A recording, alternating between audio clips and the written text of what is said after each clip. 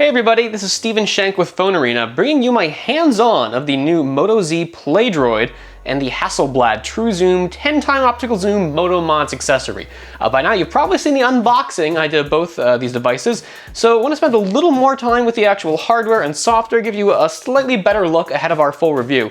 Let's get started with the phone itself here. The Moto Z Play Droid, it looks a lot like the Moto Z Force Droid, as we already went over. It's very same thickness, near identical dimensions, same ballpark, 3500 milliamp hour battery. The specs overall though are a little bit lower. This isn't quite a flagship model. Snapdragon 625, 3 gigs of RAM, 32 gig storage. You still have micro SD expansion through the micro SD/SIM tray slot up top. A 16 megapixel camera around back, no 21 megapixel sensor like on the flagship droids. We do have the Moto Mods connector, so we can use all of the add-ons. USB Type-C returns, you can focus there. Headphone jack is back though. This wasn't available on the Moto Z or Moto Z Force, but it's here for the Play. It's a welcome change. It makes the phone not feel as much as a second tier device. Let's take a quick look here through some of the phone's software. This is a Verizon model. There's gonna be bloat. There's very little we can do about that. Good news, some of it's gonna be removable, I hope here. Let's get see Panda Pop. Sorry, Panda Pop, there's no room for you. Yeah, well, I'm not going to try removing the Verizon apps. I'm pretty sure they'll fight a little harder. Yeah, I can't get rid of the Verizon apps. That's fine though. We don't need to. Plenty of storage, just 32 gigabyte model. I think it's the only one available on Verizon. There's a 64 gig international one. Verizon only has the 32. Let's take a look at the camera, because this is interesting. We're gonna be looking at the Hasselblad there in a second here, but let's see what the base camera experience is like here. Software is just like we had on the Moto Z and Moto Z Force, same interface, which means, yeah, swipe over for our options. Photo size, there's a 16 megapixel sensor, 4:3. If you want to shoot in widescreen, you're stuck at around 12 megapixels. A few other options, and video. Okay, this does have 4K, just like the Moto Z and Moto Z Force. One difference though, full HD 1080p maxes out at 30 frames per second here. There's no 60 frame per second mode for a little bit smoother video. So you're gonna have trade-offs with a lower end device like this, but that's not bad at all. Snap a quick pic of the Hasselblad box there. And pop this guy on and see how this starts changing the experience. So we've already upgraded the software to support this, so it should come right on and recognized. Yeah, Moto Mod connected. Tell us a little bit about you. Yep, recognized as Hasselblad True Zoom. So I already popped this on before and it already showed us our intro, but see if we can get that going again here. Yeah, replay tutorial.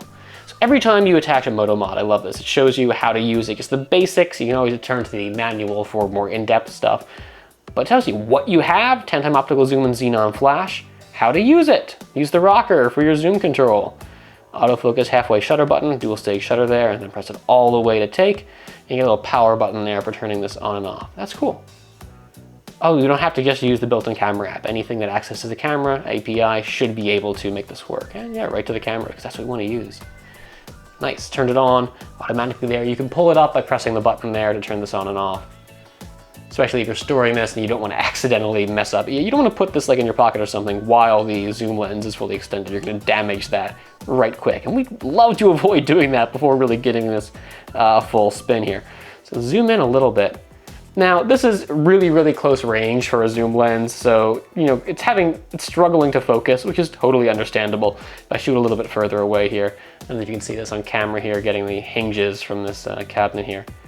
That actually showed up in focus, okay.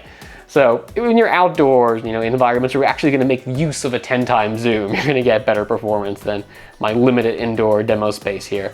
That actually got sharp there. Now, it was sharp for a second. 2.7 times zoom, let me give us a preview there. But let's just see, I'm gonna zoom all the way out and you'll snap that box for comparison.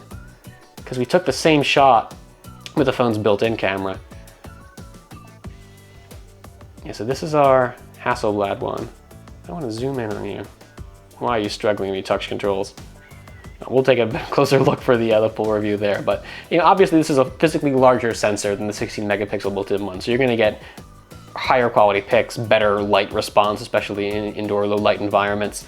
and you have the benefit of that optical zoom on there. Let's see, these are microphones in these corners here, so you can have audio for your video, autofocus assist, like we said, that 2-stage shutter. Now I wanted to point out the rocker for the zoom feels a little loose. It's responding nicely, it's moving when I press it, but it's physically a little, it might be a consequence of the dual stage shutter there, that has to be loose, but it doesn't feel great. I'm noticing the whole thing, the video is a little delayed. I mean, it usually happens with a camera on a phone, but a little bit of lag here. I don't know if it's a consequence of the Moto Mod accessory. You can only send data so quickly to the actual phone, but yeah, see that slight lag as I move it? It's taking a little for the video to respond. Still, although not too bad. Probably only really be an issue during, you know, intense action shots of sports or something. Not bad at all. Okay, let's see if there's anything else in the phone software here we want to check out before putting this down for the moment. I love the landscape orientation, desktop support, desktop home screen. I'm such a PC user. And these apps, I'm not seeing anything that stands out that we didn't get on the Moto Z or Moto Z Force.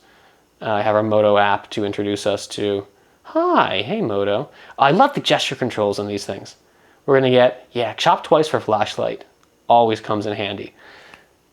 Just like the intro to the Moto mods that we showed, that little slideshow, this is a really nice introduction to exactly what the phone can do and shows you how to set things up.